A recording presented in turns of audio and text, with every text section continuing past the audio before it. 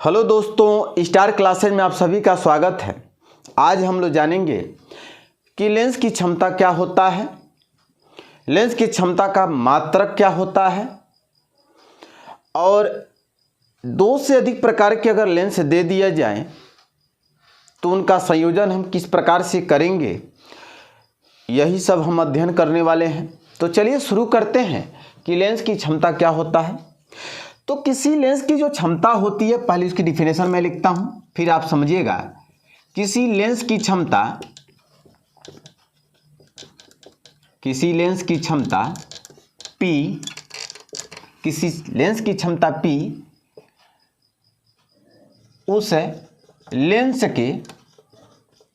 Lens की लिखिए। किसी लेंस की क्षमता P उस लेंस की फोकस दूरी के व्युत्क्रम के बराबर होती है, जबकि उस लेंस की फोकस दूरी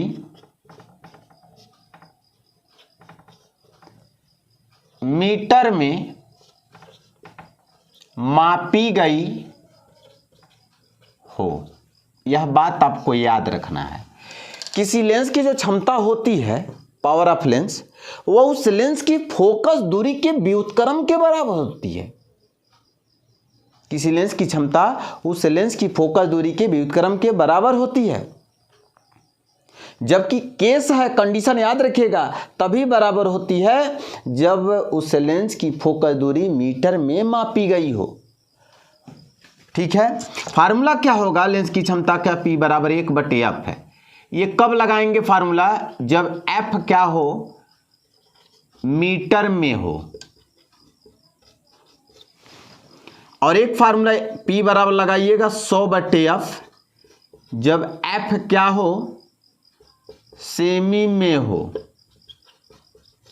और लेंस की क्षमता का जो मात्रक होता है, लेंस की जो क्षमता का मात्रक होता है वो डायोप्टर होता है। डायोप्टर को कहीं कहीं कैपिटल D बनाया जाता है। क्या? कैपिटल D बनाया जाता है। और अवतल लेंस के लिए जो लेंस की क्षमता होती है वह निगेटिव लिखा जाता है, और उत्तल लेंस की जो क्षमता होती है वो पॉजिटिव साइन के ही साथ लिखा जाता है। ऐसा नहीं कि हम जानते हैं कि प्लस हमेशा क्या होता है, छिपा रहता, लेकिन हाँ, छिपा रहता हो तो न्यूमेरिकल वाली बात हो गई। बट यहाँ जो हम जब भी लिखेंगे लेंस की क्षमता तो साइन के साथ लिखेंगे, चाहे वह उत्तल हो चाहे वह अवतल हो। उत्तल है तो प्लस लिखेंगे, अगर उत्तल होगा तो प्लस लिखेंगे, अगर अवतल होगा तो माइनस लिखेंगे। अब हम जानेंगे कि लेंस की संयोजन क्या होती है।